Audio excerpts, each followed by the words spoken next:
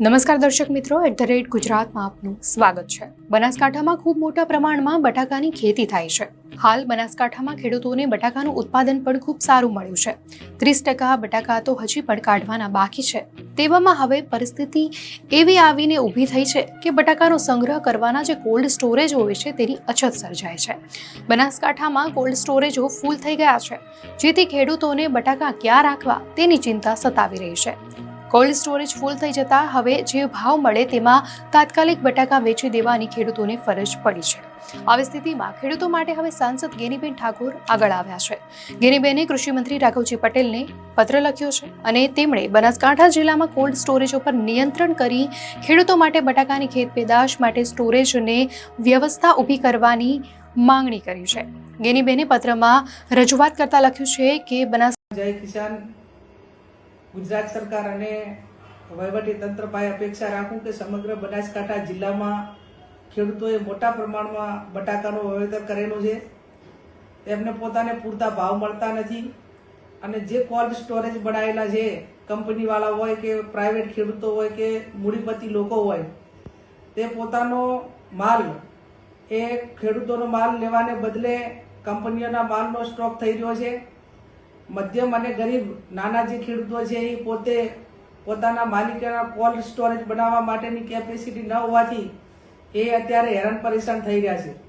જ્યારે કેન્દ્ર સરકાર અને રાજ્ય સરકાર કોલ્ડ સ્ટોરેજ બનાવવા માટે સબસિડી આપે ત્યારે ખેડૂતોને ધ્યાનમાં લઈને ખેડૂતોના હિત માટે સબસિડી આપવામાં આવે છે, પણ વર્તમાન સમયની અંદર જે કંપનીઓ અને બહારના જે મોટા વેપારીઓ છે એ ક્યાંક ને ક્યાંક ખેડૂતોનું શોષણ કરી રહ્યા છે।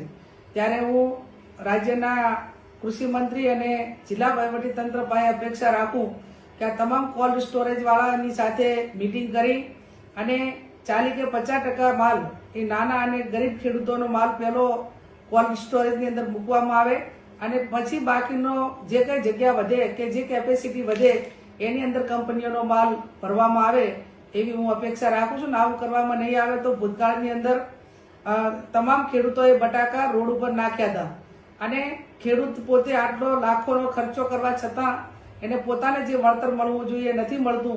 એ જવાબદારી સરકારની થાય છે અને આવનાર સમયમાં ખેડૂત રોડ ઉપર ના આવે અને પોતે હેરાન ન થાય એના માટે ગંભીરતા લઈ અને ખેડૂતોને મદદ કરે એવી હું અપેક્ષા રાખું છું। બનાસકાંઠા જિલ્લો સમગ્ર ગુજરાતમાં બટાકાની સૌથી વધારે ખેતી કરતો અને ઉત્પાદન કરતો જિલ્લો છે।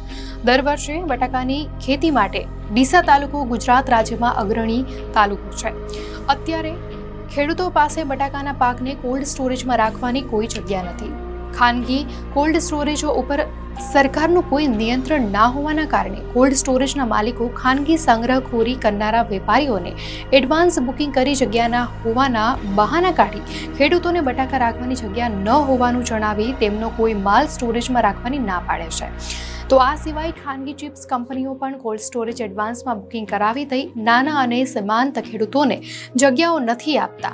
ગેનીબેન ઠાકોરે માંગ કરી છે કે કૃષિ વિભાગ દ્વારા આ બાબતે કોઈ પોલિસી નક્કી કરી જાહેરાત કરે અને દરેક કોલ્ડ સ્ટોરેજમાં 50% જગ્યા અનામત રાખી આવા ખેડૂતોને મદદ કરી શકાય અને ખેડૂતો દ્વારા જે બટાકાની ખેતી દ્વારા કરવામાં આવેલ ઉપજને સારી કિંમતો મળે તે માટે યોગ્ય પગલાં ભરવામાં આવે।